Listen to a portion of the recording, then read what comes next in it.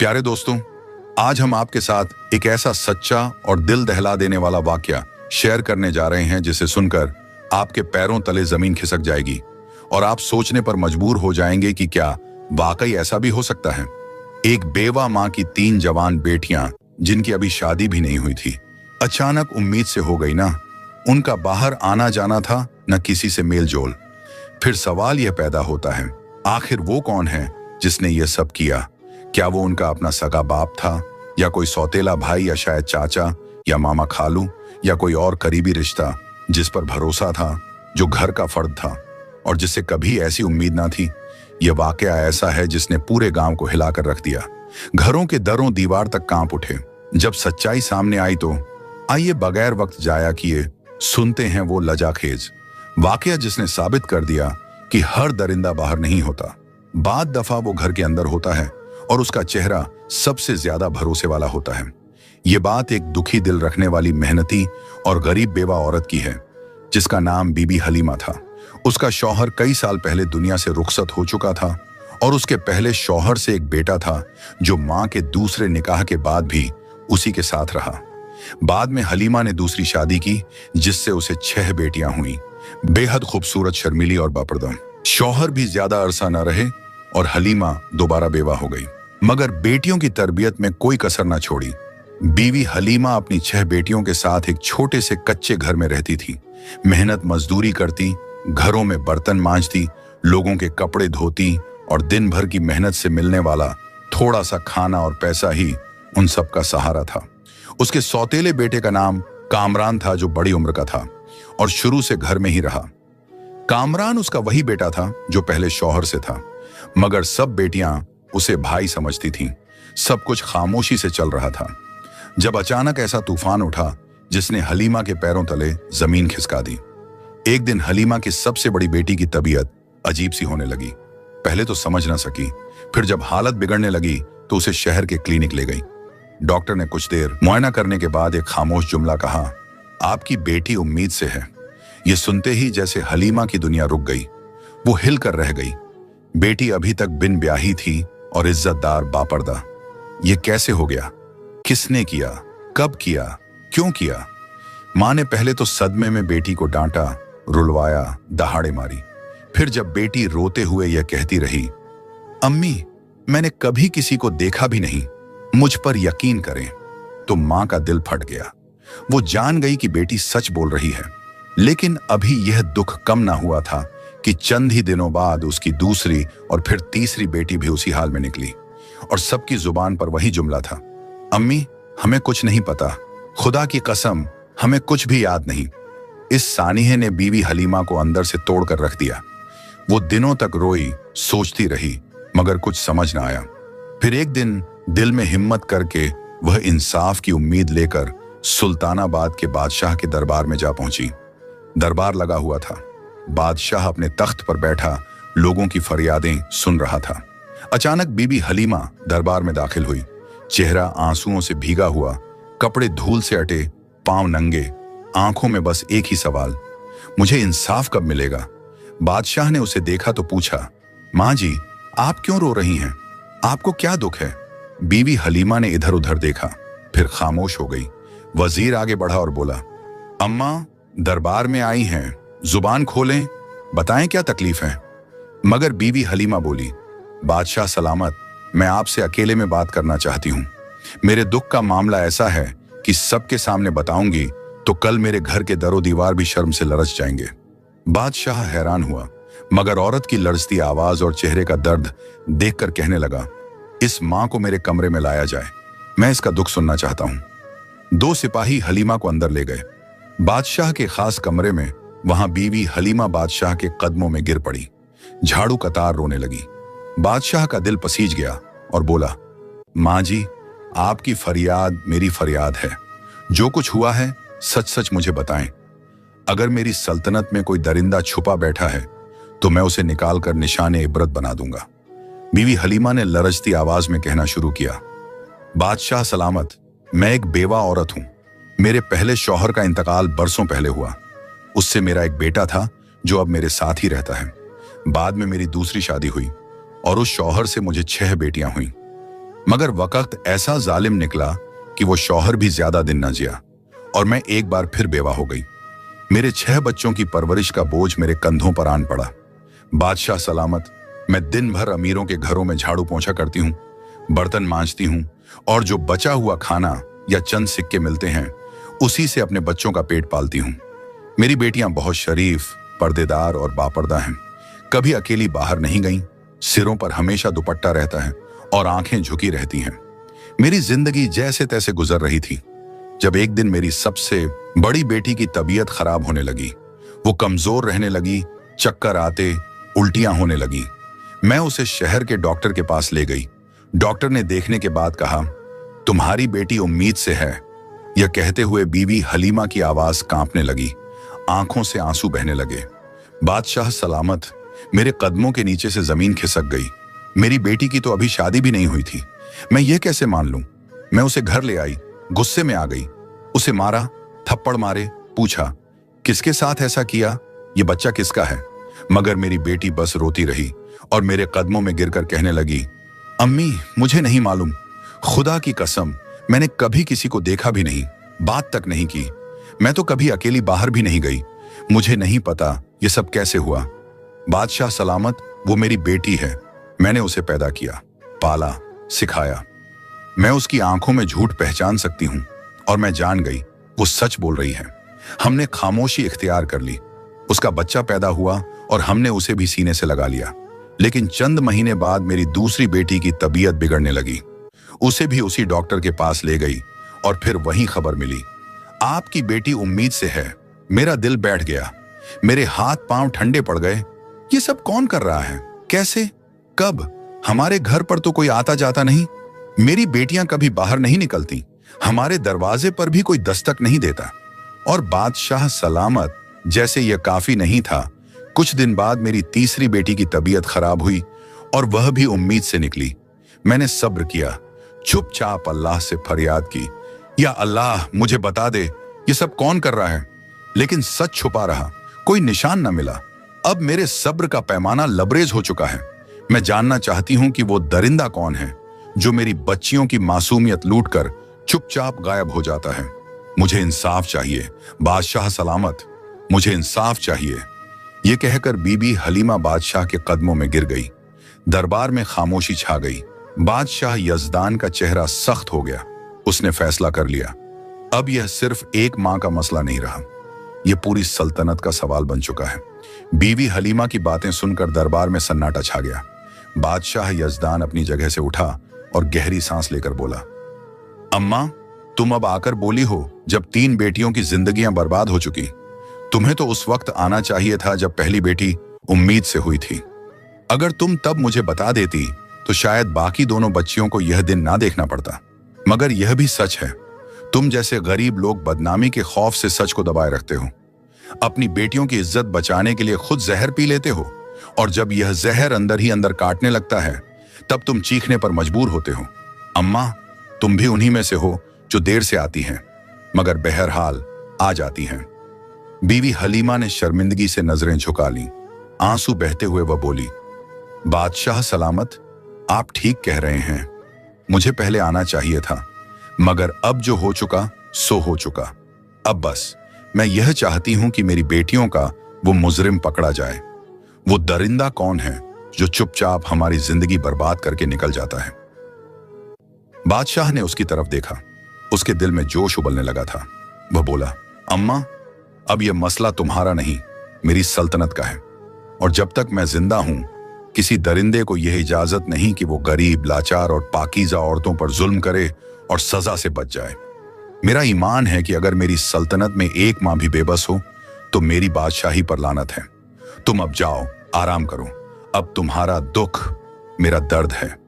बीवी हलीमा खामोशी से अपनी चादर संभालती हुई आंखों में आंसू लिए वहां से रवाना हो गई। बादशाह यजदान वापस दरबार में आया। बाजाहिर फरियादें सुनने लगा, लेकिन उसका दिल और दिमाग सिर्फ एक ही बात में उलझा हुआ था। आखिर वह कौन है जो दिन के उजाले में फरिश्ता बनता है और रात के अंधेरे में दरिंदा बनकर एक मां की 3 बेटियों की इज्जत लूट लेता है। दरबार के बाद बादशाह अपने कमरे में गया और फौरन वजीर खास को बुलाया।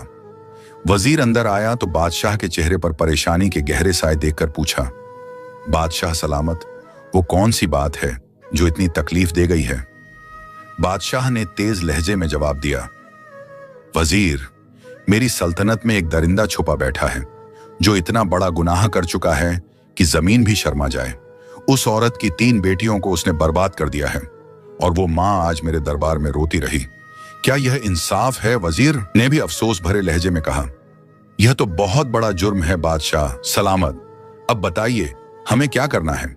बादशाह ने गौसे से जवाब दिया, मुझे मालूम करना है कि वो शख्स कौन है, कब आता है, कैसे अंदर घुसता है। वो दीमक की तरह उस घर को खा रहा है और हमें उसे बेनकाब करना होगा। वजीर थोड़ा सोचने लगा, फिर धीरे से आगे बढ़ा और बोला, बादशाह सलामत, दीवारों के भी कान होते हैं। मेरी एक तदबीर है, लेकिन मैं उसे सबके सामने नहीं बताना चाहता। बादशाह ने गर्दन झुकाकर कहा, मेरे करीब आओ और जल्दी बताओ।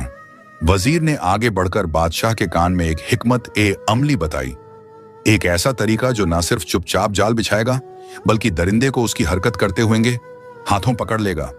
बादशाह ने फौरन हुक्म दिया, जाओ और फौरन अमल करो। उसी रात वजीर खामोशी से एक कुत्ता साथ लेकर बीबी हलीमा के घर पहुंचा। दरवाजा खटखटाया।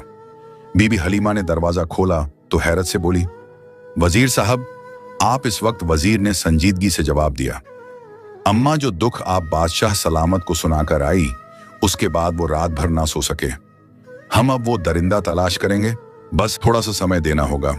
वजीर के हाथ में बंधा हुआ कुत्ता देखकर बीबी हलीमा हैरानी से बोली, वजीर साहब ये कुत्ता क्यों लाए हैं? आप क्या करेंगे इसके साथ? वजीर ने नरम मगर संजीदा लहजे में जवाब दिया, अम्मा मुझे बस घर के अंदर ले चलें, सब कुछ समझा दूंगा। बीवी हलीमा ने दरवाजा खोला। वजीर घर के अंदर आया और धीरे से कहने लगा, आज रात हम इसी कुत्ते की मदद से उस दरिंदे को बेनकाब करेंगे। बस तुम सबको खामोश रहना होगा, कोई आवाज नहीं निकालनी, जैसे तुम जानती भी नहीं कि कुछ हो रहा है। अगर हमारी चाल कामयाब हो गई तो हम उस जालिम को रंगे हाथों पकड़ लेंगे। यह कहकर वजीर ने कुत्ते को घर के सहन के बाहर उस जगह बांध दिया जहां से छत पर से कोई कूद सकता था। फिर उसने सबको समझाया, आज रात कोई भी चीखेगा नहीं, सिर्फ देखना है, बर्दाश्त करना है।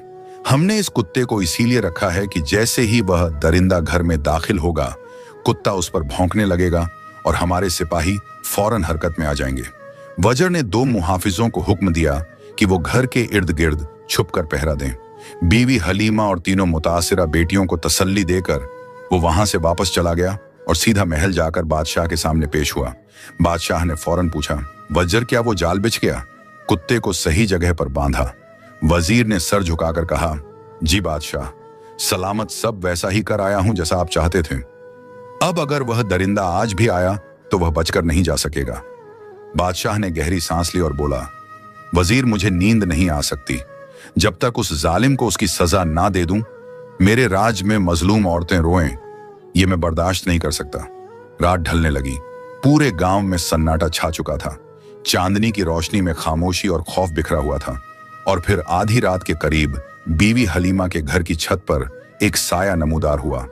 एक शख्स दबे पांव आया, छत से नीचे कूदा और सहन में उतरा, मगर अगले ही लम्हे कुत्ता उस पर जोर जोर से भौंकने लगा। आवाज इतनी तेज थी कि न सिर्फ बीवी हलीमा और उसकी बेटियां जाग गईं, बल्कि आसपास छुपे सिपाही भी फौरन चौकन्ने हो गए। बीवी हलीमा दिल थामकर बेटियों को करीब करके बैठ गई। वो आ गया। वही दरिंदा, उसके दिल की धड़कन तेज हो गई। सिपाही दौड़कर अंदर आए। वो नकाबपोश शख्स जो अंदर आ चुका था चीख पड़ा। वो भागने लगा, लेकिन सिपाहियों ने उसे दबोच लिया। उसके हाथ मरोड़कर जमीन पर लिटाया गया। उसके चेहरे पर काला कपड़ा बंधा हुआ था। वो अपनी शिनाख्त छुपाना चाहता था, लेकिन जब सिपाहियों ने उसका नकाब खींचा तो बीवी हलीमा और उसकी बेटियों की चीखें गूंज उठीं।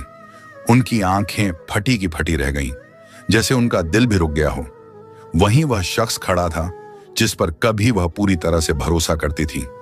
वह उनका सौतेला भाई था जो उनके घर में उनके साथ पला बढ़ा था और जिसे वह आज तक अपना भाई समझती थी। सुबह का समय था और बादशाह का दरबार सज चुका था। वह मुजरिम जो अब हथकड़ियों में जकड़ा हुआ था, सिर झुकाए हुए दरबार में दाखिल हुआ और घुटनों के बल बैठ गया। उसकी गिरफ्तारी से सभी लोग हैरत में थे और बीवी हलीमा अपनी बेटियों के साथ खड़ी थी। अब वक्त था पर्दे को हटाने का और सच को सबके सामने लाने का। वह व्यक्ति बादशाह के दरबार में घुटनों के बल बैठा था। उसका चेहरा काले नकाब से ढका हुआ था और हाथों में हथकड़ियां थीं। बीवी हलीमा और उसकी 6 बेटियां दरबार में आईं और बादशाह ने सबको दरबार से बाहर कर दिया। बादशाह यजदान ने दरबार खाली करवा लिया और अब सिर्फ वही मुजरिम बीवी हलीमा और उसकी बेटियां वहां मौजूद थीं। बादशाह यजदान ने सख्त लहजे में कहा, क्या तुमने मेरी सल्तनत में किसी औरत की इज्जत को हाथ डालने का साहस किया? उसकी आवाज में गुस्सा था। तुम जानते हो कि मेरी सल्तनत में ऐसी हरकत करने वाले की सजा सिर्फ मौत है। फिर उसने सिपाहियों को हुक्म दिया कि इस शख्स का नकाब हटा दिया जाए। वह देखना चाहता था कि वो कौन था जिसने एक मां की 3 बेटियों की जिंदगी बर्बाद कर दी। नकाब हटा तो एक गहरी खामोशी छा गई।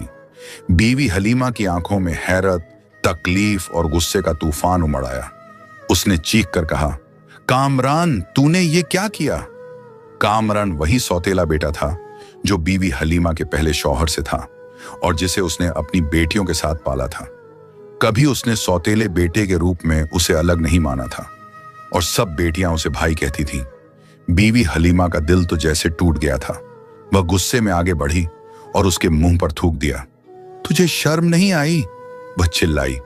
तू उस बच्चियों का भाई था जिनके सिरों पर हाथ रखने वाला तू था।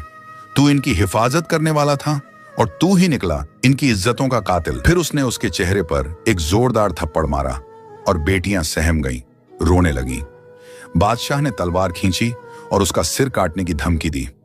अब बोल, सच सच बताओ, तुझे ये सब करने का क्या हक था?